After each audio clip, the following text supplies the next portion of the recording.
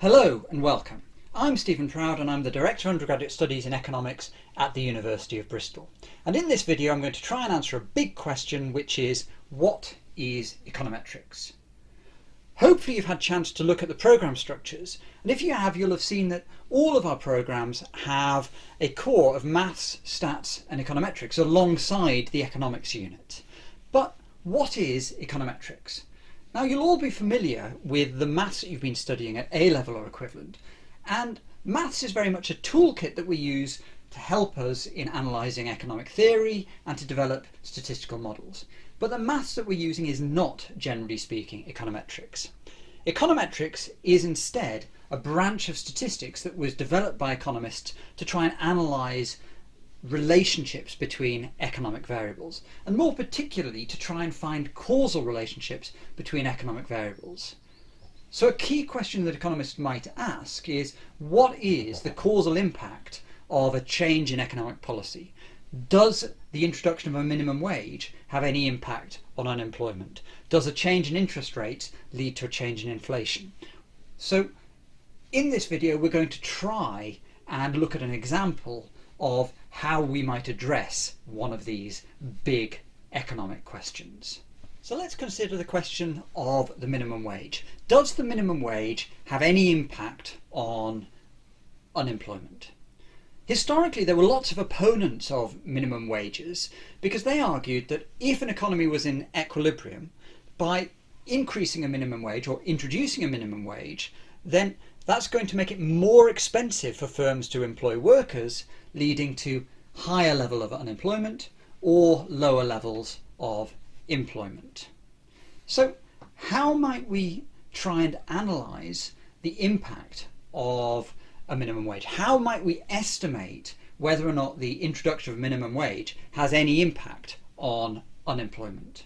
Now, if we were carrying out a medical trial and we wanted to find out the effect of a drug, we might use what is known as a randomised controlled trial. We might randomly choose a treatment group who receive a treatment, randomly choose a control group who receive a placebo or no treatment, and compare outcomes across groups. And we're going to use a very similar method to try and analyse the impact of the introduction of a minimum wage. But when it comes to the minimum wage, we can't just randomly assign one group to have a higher minimum wage than others, so we need to instead look for a natural experiment. Because in the United States, different states can control their own minimum wages, this gives us the opportunity to observe changes in minimum wages in one state, compare it with a state which hasn't had a change in the minimum wage, and see what the impact on employment has been. And what this allows us to do is effectively define a control group, which is the state which has had no change in minimum wage, and a treatment group where there has been either the introduction or an increase in the minimum wage. Now, why do we actually need the control group? Well, the key thing is that there may be changes in economic environment which are going to also impact on employment. So it might be that even without a reform, there might be an increase in employment following the introduction of the minimum wage. And what we can do is the control group tells us what would have happened in the treatment group had there been no reform.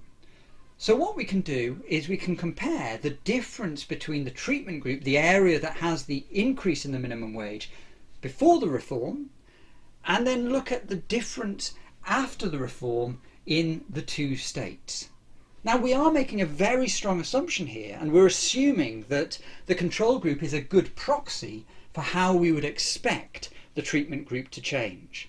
So in other words, we're assuming that the treatment group and control group have what are known as common trends. That is, the trend in the control group allows us to predict what would have happened in the treatment group. And we can now collapse this down to the axis, and effectively the difference of these differences is our causal impact. We compare the difference in the employment before the reform with the employment after the reform, and that difference in the differences gives us our causal estimate. So let's look at an example of a change in a minimum wage. New Jersey had a 19% increase in its minimum wage, whilst Pennsylvania, the neighbouring state, had no change. Now, in order for us to get a causal estimate, remember, we need for there to be a common trend in employment in New Jersey and Pennsylvania. And why might we expect some common trend in employment?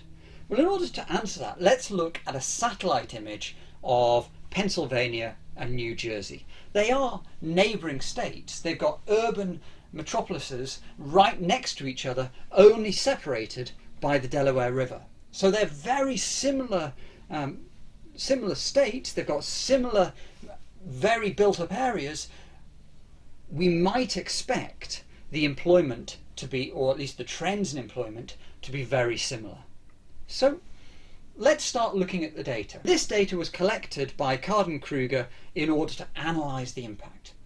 What they looked at is employment within fast food restaurants. And the reason that they're looking at fast food restaurants is that lots of workers within the fast food industry are likely to pay at or near the minimum wage, so those are the workers who are going to be most affected by a change to the minimum wage. And before the increase, Pennsylvania, which remember doesn't have a change in the minimum wage, has a slightly higher employment per store than New Jersey. Now, after the reform, what we see is a reduction in employment in Pennsylvania and a slight increase in employment in New Jersey. And we can calculate the difference between the employment in Pennsylvania and New Jersey both before and after the increase. So before the increase, New Jersey had a lot lower employment per store than Pennsylvania. After the increase, and remember, this is the increase in New Jersey's minimum wage. There's an increase in employment in New Jersey and there's a reduction in employment in Pennsylvania, leading to us getting a causal estimate, the estimate of the impact of the introduction or the increase in the minimum wage in New Jersey of increasing employment of 2.75 workers per store. So let's just repeat what we said there. The minimum wage was increased in New Jersey. We're able to compare the employment both before and after the increase in both Pennsylvania and New Jersey. The change in the employment in Pennsylvania was a prediction of what would have happened in New Jersey if there had been no change to the minimum wage. But what we actually saw in New Jersey was a small increase in employment. Now, we've not been able to show anything else here. We've not been able to say whether or not this is what is known as a statistically significant effect. But what we have been able to say is it doesn't look like the increase in the minimum wage has the predicted impact of lowering employment. Now, other researchers have gone further. Al have gone further by using contiguous border states across the United States, looking for lots of evidence of changes in minimum wages in one state compared with another, and find no systematic impact of a change in minimum wage on employment. Thank you very much for watching, and I hope this video has given you a taster of what studying economics at the University of Bristol is like. Thank you very much, and goodbye.